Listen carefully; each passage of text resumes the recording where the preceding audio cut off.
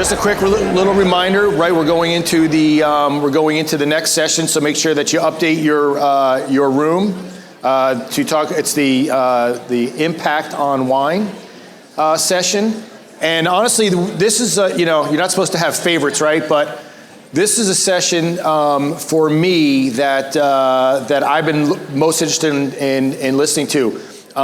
Jessica Lukas, who's with BDS Analytics, she presented last year, and she was awesome. And so we knew we wanted to have her back. And basically what we tasked her with is like answering the big question that everybody in the wine industry has, like, what is the impact on wine? All right, well, how is it? Because that's the big fear out there. And so that's what we asked Jessica to come up and talk about. And so without any further delay, please let me introduce Jessica Lukas, and please join me in welcoming her to the stage.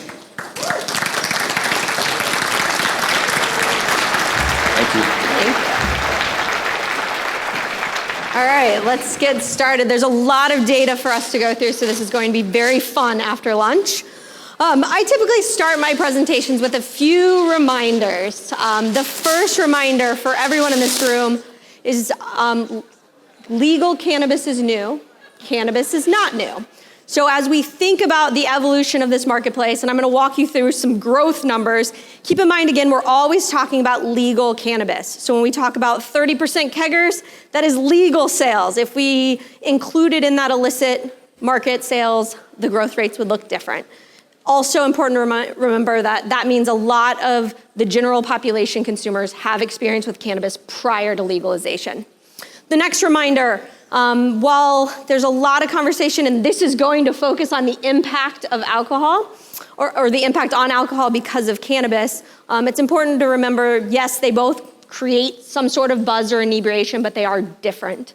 They're perceived very differently. Consumers consume them very differently. So again, important reminder.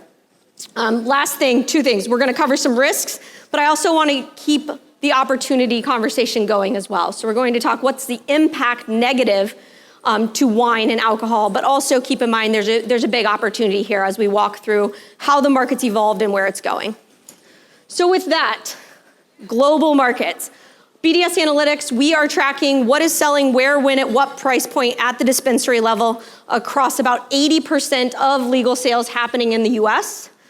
We are tracking consumer and non-consumer attitudes, beliefs, behaviors across the total US as well as Canada. We also size and predict the marketplace in 30 plus countries. So we are a global cannabinoid market research company. As you can see here, as we look to the future out to 2024, we're predicting about a $40 billion industry, with the US being the dominant force here. In 2018, we had 3 US states over $1 billion.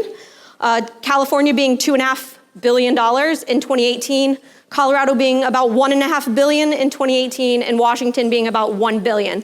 By 2024, there will be 15 states over $1 billion in the US. Actually, our industry analyst showed me a ranking of marketplaces, and because of the sheer size of the US market, they lined up US states with every other country globally. Number 1 is California. Woo! Number 2 is Canada. Number 3 is Colorado, where we're headquartered and where I live. And then we go 4, 5, 6, 7, 8, 9 is Germany. Then you go all the way down to number 19, and that's the UK. All those numbers I skipped were different US states, and that's by 2024. Again, just keep in mind the sheer size of the US market. Now, when we talk legal cannabis, we used to talk about regulated marijuana. Now we all love to talk about what? Hemp-derived CBD. Or not. So now we're talking about a global cannabinoid marketplace, and when you look at the US market specifically, let me walk you through this. So previously you saw $30 billion by 2024 for the US regulated marijuana markets. When we start breaking down the marketplace, consumers can now buy cannabinoid infused products in grocery stores, drugstores, Target, Walmart, online, convenience stores, their chiropractors, their vets, the dispensary channel, and on and on. And so when you think about this marketplace, let's start at the bottom. The purple is going to be THC products sold in the dispensary channel. The next part, the 5 billion, is going to be your non-THC, so think kind of CBD products and other cannabinoid products sold in the dispensary channel.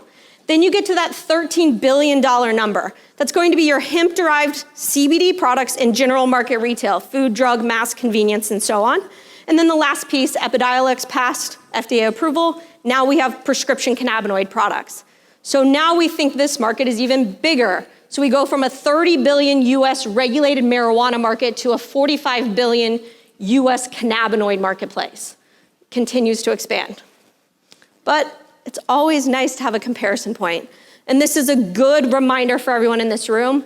While those numbers are big and while the growth rates are big, alcohol is huge and a giant compared to what this legal marketplace is. So I don't want to say there's not a risk, because there is a risk, and we'll talk about what those risks are. But again, really important to remember the sheer size of the alcohol market in the US versus even where we're predicting cannabis to be. Further, a little bit of a spoiler. I wrote these headlines, but I'm gonna tell you this headline's probably not appropriate. I would say instead of a no direct impact, no distinguishable impact is how I would actually prefer to speak to this. As we track, what we've mapped here is Washington alcohol sales, Colorado and Oregon, and also the cannabis regulated market dispensary channel sales in those same states. Interestingly, you see these similar trends in terms of seasonality as you move throughout the year. Also, no direct impact in those lines when legalization started. And we've called those out at the bottom. Colorado, January 2014, Washington, July 2014, Oregon, January 2016. So cannabis has grown alongside alcohol. Again, no distinguishable impact yet. We'll talk about what that looks like longer term. All right, quickly, we'll go through some beverage information, specifically cannabinoid beverages. Still a very small portion of the marketplace, so only 6% of edibles sold in dispensaries are beverages, but they're growing and changing and evolving pretty rapidly. Sales are up 15% year over year. I will caveat this number by saying California is not part of it. Because of what happened when legalization happened in California in January 2018, it's not fair to compare Q1, Q2 2019 to Q1, Q2 2018. I won't go into details, but regulations killed the marketplace for about 6 months. So these growth rates, if I included California up here, would be much higher, but a little bit misrepresenting the marketplace. But growth in beverages overall. Now we're seeing, just like in beverage alcohol, this low alc, no alc, low THC. People want to have a good experience. They want to have control when they're consuming cannabis. Thus, a very big growth in low THC products. 50% of edible consumers are looking for low dose products. Many of those looking for less than 5 milligrams. So again, control and being able to consume throughout the day. Then we have CBD beverages in dispensaries. This is in dispensaries. So just like I said, 50% of edible consumers prefer low dose. We also see 50% of edibles consumers purchasing edibles based on the CBD content, with about a quarter of those people actually preferring 10-to-1 ratios or higher. So 10-to-1 being 10 milligrams CBD, 1 milligram THC. So essentially a non-intoxicating, non-psychoactive experience when you're talking about those ratios, but huge growth rates. And the last is powders, water-soluble powders. Huge growth rate, driven predominantly by the Colorado market in a single brand called Ripple. So now consumers want to have a good experience, they want to have control over that experience, and now brands are offering consumers the flexibility to decide how much they can dose themselves and in what format. So people are mixing Ripple with wine, beer, spirits, sparkling water, sodas, the list goes on, and now they're being able to dose themselves and make an appropriate dosage throughout the day. And you can see that here as we look at cannabis beverages and the evolution. Many of these California brands. Ripple, the middle one, the number 1, the number 2, and the number 3 product, both in unit sales and dollar sales in California or in Colorado. Key Coco, I'm pretty sure there might be some team members here. Key Coco, number 1 beverage brand in California. The Hi-Fi Hops product, number 1 and number 2 unit and dollar selling product in California as well. So a lot of shifts in evolution in this marketplace, driven by kind of consumer needs. And for all of you who very well probably know this, taste matters. And we see taste is the #1 driver of beverages in the general market, across beverage alcohol, and in cannabis. People still want these products to taste good, and that's been a hurdle for cannabis beverages historically. Now we also have to talk about these general market hemp-derived products. These are the ones you're going to find in 7-Eleven, in Kroger, in Safeway, in Walmart, in Target. These are hemp-derived and becoming more mainstream with time, and they're really just getting started. We have a strategic partnership with IRI, being able to merge our data with theirs to be able to track any and all cannabinoid products across all channels of distribution. And when we look at IRI data, the growth of hemp or CBD beverages in the channels they track, food, drug, mass, convenience, is plus 134%. If I look at just the CBD product sales that are beverages in their data, the growth rate is actually like over 1,000%. A little bit misleading because these products weren't available in 2018, but still, this is just getting started. So with that, BDS Analytics predicts about $1 billion beverage marketplace by 2022. And 2022 isn't that far away. This covers dispensary channel and general market, so all cannabinoid-infused products. So let's talk specifically about the impact to beverage alcohol. All right, so I think we're past what I had to do 2 years ago, which was spend about 15 minutes debunking the fact that cannabis consumers are stoners. I think we're over that. So I feel like I represent the middle woman on the right-hand side with the small child in her arms. So I'm a mom with a 2.5-year-old. I have a master's degree. I work in data analytics, and I consume cannabis. I also consume beer, wine, and spirits, and that's acceptable. So let's get all past that. This isn't a problem to talk about anymore. And I'm sure most of you in this room would be very open to discussing your cannabis consumption with the people sitting next to you and maybe even your employers. That was not the case 2 years ago, and we all need to accept that. Further, really important to keep in mind, despite what you hear in the media, we have to be careful not to put cannabis consumers in neat little boxes. So I hate when people assume all female consumers only want to consume edibles.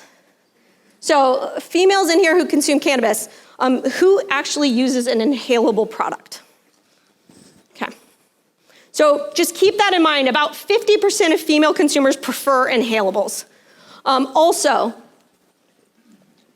boomers. Boomers are medically motivated cannabis consumers, but guess what? 60% of them also consume for social and recreational purposes. They want to have fun, they want to relax, they want to unwind. So again, important not to put cannabis consumers in perfect little boxes and make assumptions about them, because most of them, their consumption is multifaceted and multi-purposed.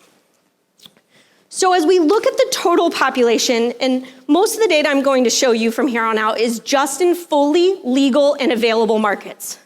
So that includes Alaska, California, Colorado, Oregon, Washington, Nevada, and Massachusetts. So markets that have passed legalization and have retail frameworks set up. Illinois and Michigan will join that hopefully next year. So as we look at cannabis consumers and non-consumers, we break the population of legal adults 21 plus into consumers. They've consumed in the past 6 months. Acceptors don't currently consume but are open to it. And rejectors don't currently consume, nor are they open to it. Fascinating to track the evolution of these people over time. These numbers aren't jumping that big, but when you see the next slide, you'll understand what I'm talking about. But this growth of acceptance. We are at a point where in fully legal markets, 2/3 of the adult population is either currently consuming cannabis or open to consuming cannabis. This is something that everyone in this room really needs to understand, because the impact to alcohol gets bigger and bigger as the population who's consuming cannabis grows. So if we break this down further and look specifically at cannabis consumers across 4 of the most mature cannabis markets globally, I love to call out Colorado. Colorado went adult use in January 2014. By January 2017, about 25% of the adult population was consuming cannabis. Fast forward to Q1 of 2019, and over 40% of the adult 21 plus population is now consuming in Colorado. That means that was about a 70% increase. or a increase of about 14 percentage points in 2 years. So these growth rates are really important to understand. Again, as more and more consumers are consuming cannabis, that means more of alcohol consumers are also consuming cannabis. And we can see that play out here. The long-term impact, the relationship, the interactions between alcohol and cannabis are inevitable at this point in time. So let's do a little raising of hands again. Who drinks alcohol in this room? Okay, now keep your hand raised if you also consume cannabis. And I'm guessing this room is probably closer to like 65%, not surprising based on where we are.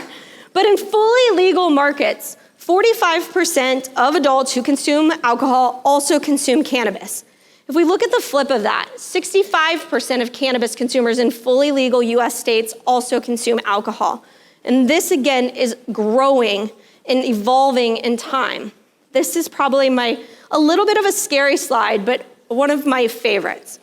So if we track alcohol consumers consuming cannabis and cannabis consumers consuming alcohol, the purple line is alcohol consumers who consume cannabis. It's growing. More and more historical alcohol drinkers are now also consuming cannabis. The flip, though, is cannabis consumers are less and less likely to consume alcohol. So now we have a base of consumers who are potentially leaving alcohol, I wouldn't say because of cannabis, but potentially because of the reasons why they consume cannabis. So if you think about what those reasons are, health, wellness, better for you. Now all of a sudden, this is risk number one that I want to call out. Again, as more and more of the population is consuming cannabis, more alcohol consumers are consuming cannabis, and more cannabis consumers are stopping consuming alcohol. Wine right now is a little bit more insulated than other beverage alcohol types. The large driver of this is still the demographic makeup of a cannabis consumer. So while it is mainstream and cannabis consumers look like everyone in this room, they also still tend to skew a little bit younger and more male than the general population. Whereas wine tends to skew a little bit older and a more equal 50-50 split male-female. So that is why you see here wine being a little bit more protected today. Further, when we look at the frequency of consumption, among people who consume cannabis and beer, cannabis and spirits, cannabis and wine plus cannabis consumers tend to be slightly less frequent consumers of cannabis. And this is looking at those who consume cannabis at least weekly.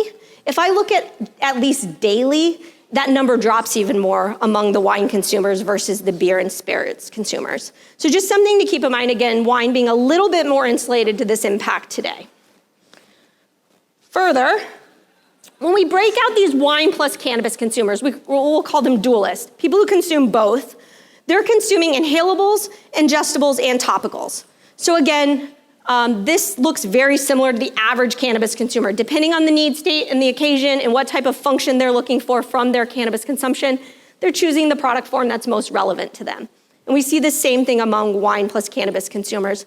Just for perspective, I've put up the type of wine these people drink as well, just so you have a comparison point.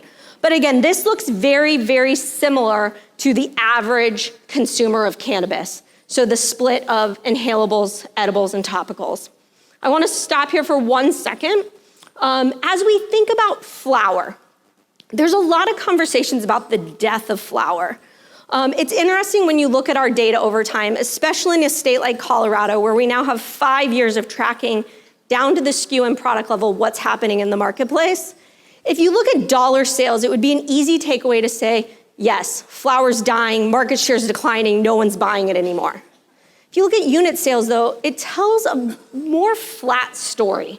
So what's driving that shift in the marketplace is actually the declining price per gram of flower. So going from $8 per gram in Colorado when the market's open to now, I don't know, I think it's like $3.65 in Colorado for a gram. People are still buying it, they're still buying units, they're just spending less. So again, flower's not dying, it is slowly declining, and preference is slowly changing, but it's still over 70% of unit sales in dispensaries in Colorado still come from purchases of grams of flower. All right, so back to wine plus cannabis consumers. They skew a little bit younger. So people who consume both wine and cannabis skew a little bit younger than the average wine consumer. Not surprising based on what I just told you about the demographic makeup of a cannabis consumer. Further, they skew a little bit more male. They are educated. They make more than the average cannabis consumer, with about a quarter making over $100,000 a year. And they're more environmentally responsible, socially responsible, looking for social activism. This stuff matters to these people. They're also willing to spend more for quality, more than most other cannabis consumers out there. So as you think about this wine plus cannabis consumer, they are different than the wine consumer and the average cannabis consumer. Further, the wine plus cannabis consumer, as we think about the occasions of consumption, the majority of these people are consuming cannabis for social and recreational reasons, but you also see here almost 55% of them are also consuming for health or medical reasons. Again, really important to call this out, because while I mentioned earlier on, cannabis and alcohol both create some sort of buzz and inebriation, we all need to accept and realize that every dollar spent on cannabis is not a dollar taken away from beverage alcohol.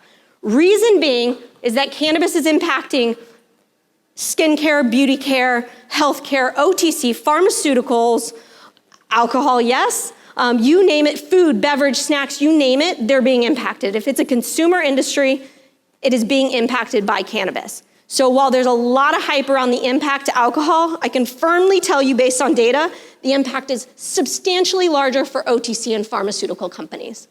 So just important to keep that in mind because of this, what I'm going to show you next. Because people are using this for pain management. Wine plus cannabis consumers are using cannabis for pain management. Most of these people would not say that they're using wine for pain management, or maybe they wouldn't admit to using wine for pain management, but that is not going to be a replacement for wine. Anxiety, stress, you name it, it's not necessarily an occasion where alcohol plays, nor should it play, nor it plays there in consumers' minds. So after a long run, you have knee pain and use a topical application. That is not a replacement for alcohol. On a Tuesday night, you have a migraine, so you consume a gummy. That is not a replacement for alcohol. On a Friday night with your significant other watching Netflix, you choose cannabis over wine. Okay, now we found an occasion in which that's a replacement for. But again, really important to remember, cannabis consumption is multifaceted and multi-purposed, and not always a direct impact on alcohol. All right, so with that, let's talk about the direct impact on alcohol. So when we ask consumers who consume both cannabis and alcohol, how they perceive it, almost 50% say cannabis and alcohol are not appropriate for the same occasions. So right off the bat, we take our world of alcohol consumers and we say almost 50% of those people don't even see the two as conflicting and competing in the same need states and occasions. So I'm gonna call that safe. Those are our safe consumers. Now, 16% of them say 100% cannabis and alcohol are good for the exact same occasions for me. These are going to be predominantly social and recreational cannabis consumers.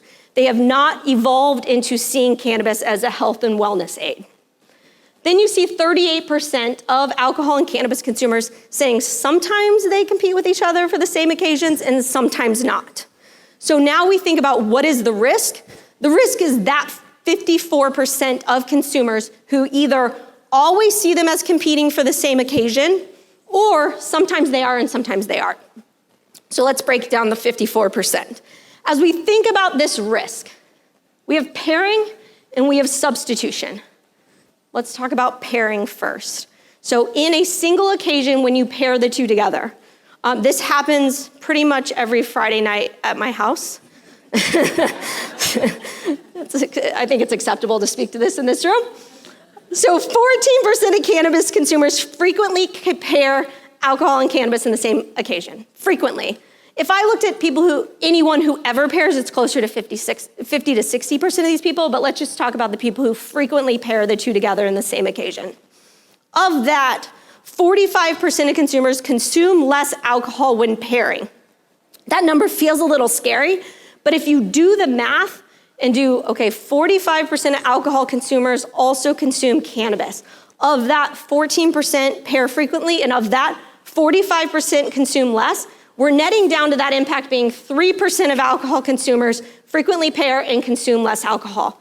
Hence why I told you earlier, the impact to alcohol is not distinguishable yet. Because where the impact gets bigger is when our 45% of alcohol consumers who also consume cannabis becomes 50, 60, 70, 80%. Now these multipliers get bigger and bigger. So when we talk about the pairing occasion, it's really important to understand what that setting looks like. So to start with, almost 50% of cannabis consumers say they often consume cannabis alone. Do you guys want to raise your hand for who consumes cannabis alone? Okay. Now, who wants to be open about whether or not they drink by themselves? Because there is a stigma here we have to talk about. Look at all these honest people. Because cannabis, you almost get a pat on the back when somebody says you consume cannabis and you consume alone. Everyone's like, great, you're taking care of your health, you're being responsible, whatever. Well, my mom wouldn't say that, but people that also consume would be proud of you for this. But if you really are open about, I drink by myself at home at night to help me relax, unwind, or to sleep better because I'm anxious or because I'm depressed, people are going to think you have a problem. So the reason I call this out is both cannabis and alcohol have stigmas. But cannabis is acceptable for consumption by yourself. That means when cannabis and alcohol are consumed together in one setting, it tends to look closer to a cannabis occasion than it does to an alcohol occasion. So it tends to be a solo event with one other person, a small get-together. It's still a rather intimate setting for cannabis consumption. One is because of the impact cannabis has on people, where for a lot of people, alcohol is an upper and cannabis is a downer. That all depends on who you are and how you consume. But the other thing we have to consider is regulation and policy. We can't openly consume. We can't go to a bar and consume. That is changing. And as that change happens, the impact to alcohol is going to evolve further. But for now, large group settings, going out, getting dressed up, going to a date night are safe occasions for alcohol. The impact we have to understand is more on those intimate, small group, solo settings. So with that, we'll talk about substitution. And if we break out 3 essential need states, I don't know if need is appropriate for alcohol, so maybe I shouldn't say need states, but occasions. We have unwind time, so relaxing. We have daytime fun, so like Sunday fun day, and just hanging out, so small get-togethers. These are occasions in which substitution is already occurring and will continue to occur and impact consumption of beer, wine, and spirits. So unwind time, I already used my Netflix example, but I'll say it again. Get home, kids finally in bed. You typically would potentially choose beer, wine, and spirits as a relaxing with your significant other, and now cannabis is a 4th choice set. Maybe sometimes it becomes pairing, maybe sometimes it's a wine exclusive occasion, and sometimes maybe you choose cannabis over alcohol. Important to remember top categories playing in unwind time, beer, wine, and spirits, and cannabis. This occasion is close for most people who consume both alcohol and cannabis. When we ask them which do they use most often, it's about a 50-50 split between cannabis and alcohol. Just hanging out, these are going to be the small get-togethers, barbecues, having people over to your house. More of a beer occasion for most. Wine still plays here though. It's important again to call out the risk over time to these certain occasions becoming a replacement for cannabis for alcohol. And the last one, daytime fun. I would like to call this Sunday fun day, but some people push back on me on this one. But day drinking, whatever it may be, and where cannabis plays and starts taking over that occasion is pretty prevalent already. Again, more of a beer occasion than a wine occasion, but still relevant. So when we break down occasions that cross between cannabis and alcohol, I've noted with a wine glass where wine over-index. Special events, celebration, date night or date day, someone special, and unwind time. You can see the bottom one, creative motivations. By the way, I put this in here so you could see a benchmark. I purposely chose that because that is more of a cannabis occasion, and cannabis clearly won. Then the next 3 up are the 3 I just called out. Unwind time, skewing heavily cannabis over alcohol. Then you have daytime fun, closer to a 50-50 split, and then just hanging out, that's when we're gonna see shift. That's a small group setting, so it's not surprising to see beverage alcohol still winning when it's still a small group, because we know people are more comfortable consuming cannabis in a smaller group setting. What that means is those top 3 occasions that are more social, active, large group are still relatively safe for alcohol. Cannabis hasn't yet infiltrated fully those occasions because of the social setting of it, and because, again, regulations of not being able to socially consume, that will change with time. All right, so with that, because of the safety of certain occasions that are relevant for alcohol, you can see here, 75% of consumers who consume both cannabis and wine say they have not decreased their consumption of alcohol or wine specifically because of their cannabis use. Again, safe. They're consuming both, but they haven't yet changed it. There is a group of people, mostly younger adults aging into legal age, who are actually saying they consume more alcohol because of their cannabis use. The big number we have to look at is the percent of people telling us they're decreasing their alcohol consumption because of their marijuana use. You can see, again, wine a bit more insulated than specifically beer and spirits. And we break down that approximate 20% of people saying they're decreasing their consumption of alcohol because of their cannabis use.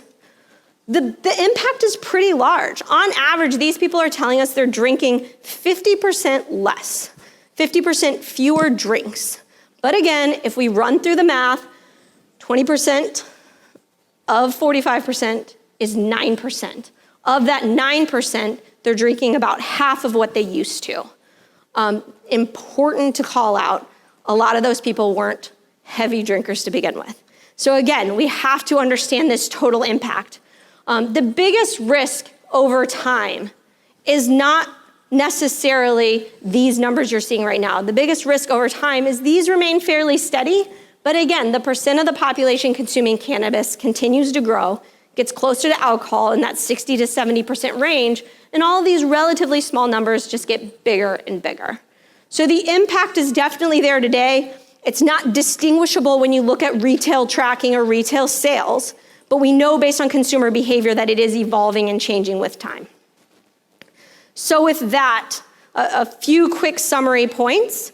The biggest risks for alcohol or wine specifically because of cannabis, as I just mentioned, is the growth of the cannabis consumer segment.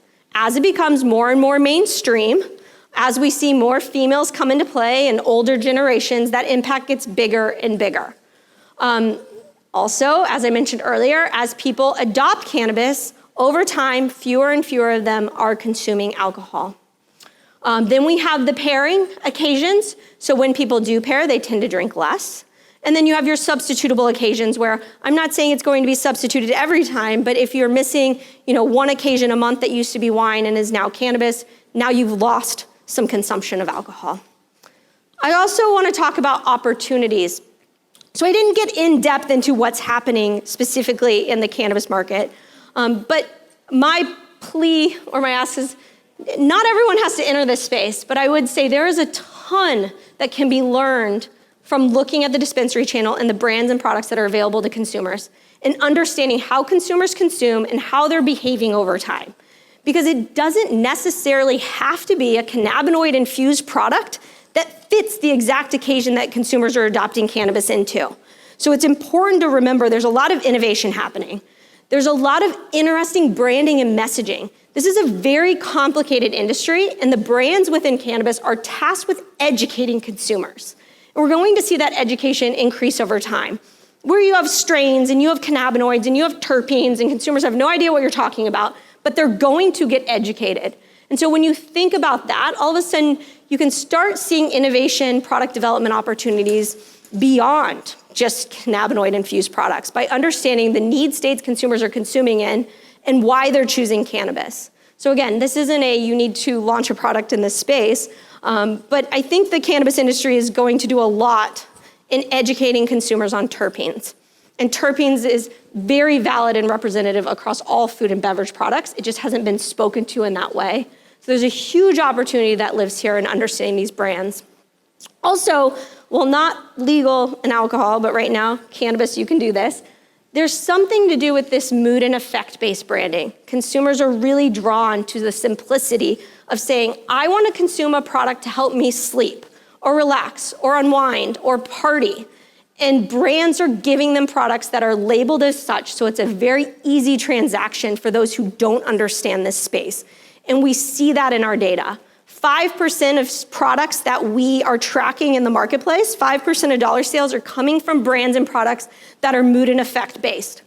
Further, we are tracking, I believe, at this point, 286 unique moods, meaning products that are branded calm, cruise, relax, unwind, energize, you name it, it's out there. And it's a very interesting shift in how these brands are speaking to consumers. So again, a lot of lessons learned that can be pulled from what's happening in this very fast-growing, evolving space that can be brought to any consumer industry.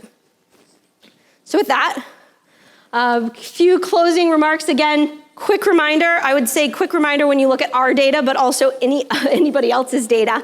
Remember, we're all talking about legal cannabis and the growth of legal cannabis. Those growth rates being 25 to 30% year over year, that's different when we layer in illicit sales. Those growth rates look closer to 2 to 3%. So while this is evolving, emerging, and growing, we have to remember this has been around for a very long time. Legalization is new. Also, multifaceted, multi-purpose consumption. Therefore, not every dollar spent on cannabis is a dollar taken away from beverage alcohol. Every consumer industry is already and will continue to be impacted by this. So with that, I will close for questions.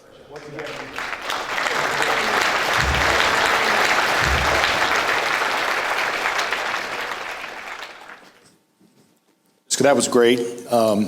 Once again, give her a big hand. That was fantastic.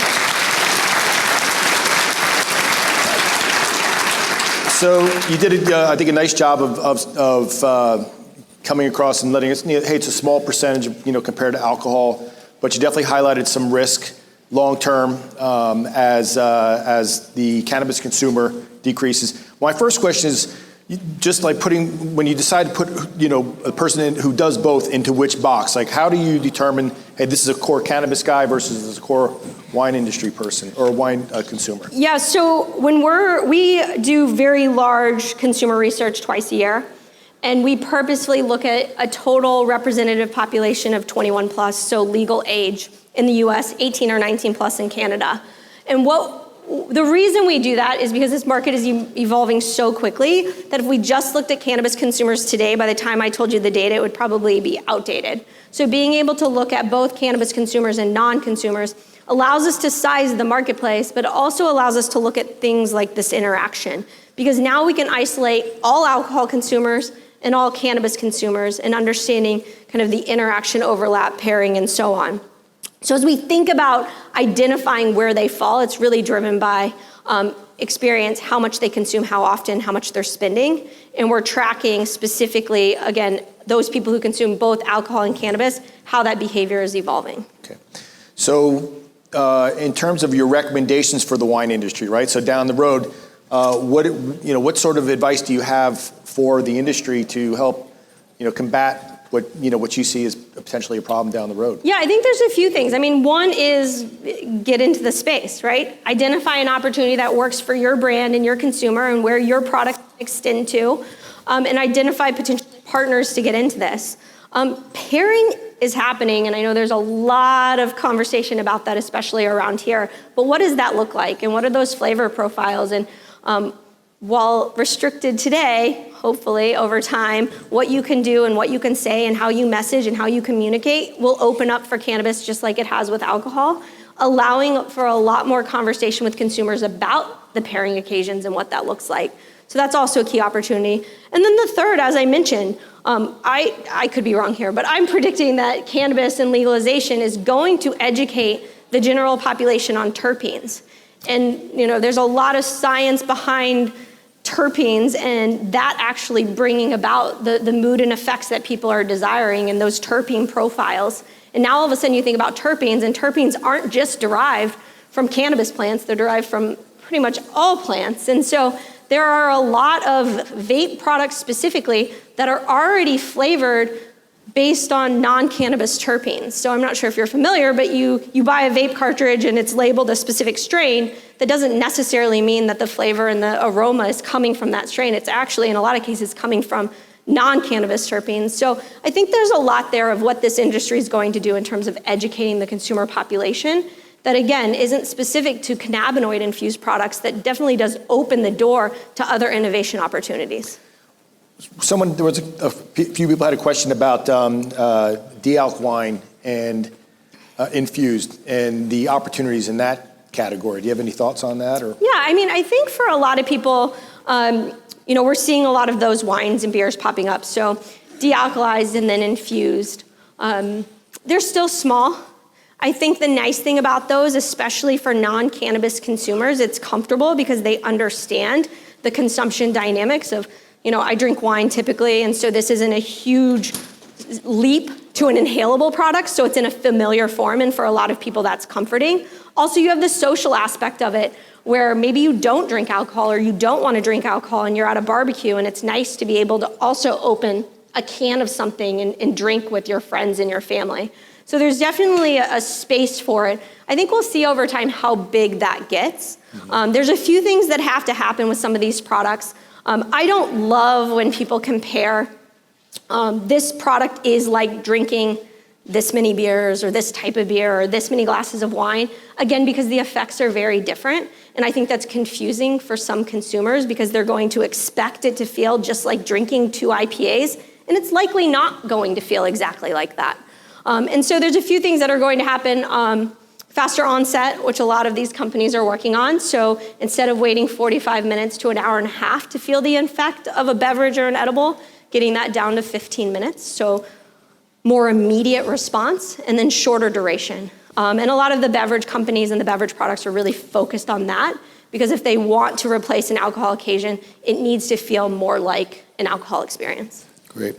This is an interesting question that just came up. So regarding the long-term risks, what assumptions are you making for generations not yet of legal age? Yeah. And how will the future generations I love that different? question, because we're keeping an eye on Gen Z very closely, because it's a completely different state for somebody who's aging into alcohol and cannabis and both being legal to them. It's just a very different dynamic, very different mindset than most of us millennials, Gen X, and boomers.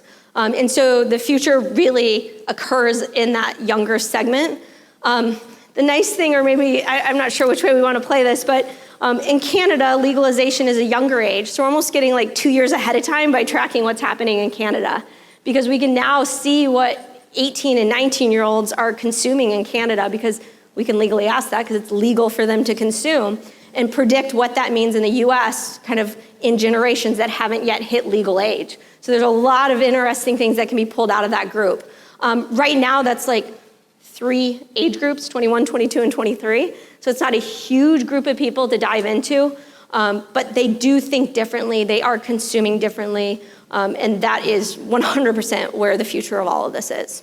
So I think we have time for one more question. So years ago, there was the French paradox, which really caused a spike in wine consumption because of the healthy benefits attributed to moderate consumption of wine. And so this question talks about, do you see wine / in parentheses alcohol positioned as unhealthy and weed positioned as healthy, or cannabis positioned as healthy, or is that the perception that's out there? I think it's both. I mean, we did this big project actually for a global alcohol company, and assess the shifting landscape, especially among the global medical communities. And while the global medical communities tend to be more negative towards alcohol now than they've ever been before, they're opening up and they're laxing their stance on cannabis globally. And I think that's a shift. So I think it is perceptions, but there also is some scientific backing behind that shift in perceptions. And so we have to accept it a little bit as real already today, and that's going to continue to grow. Great. Well, once again, thank you, Jessica. That was amazing. Hopefully we get to come back and see us again next year. Thank you so much. That was great.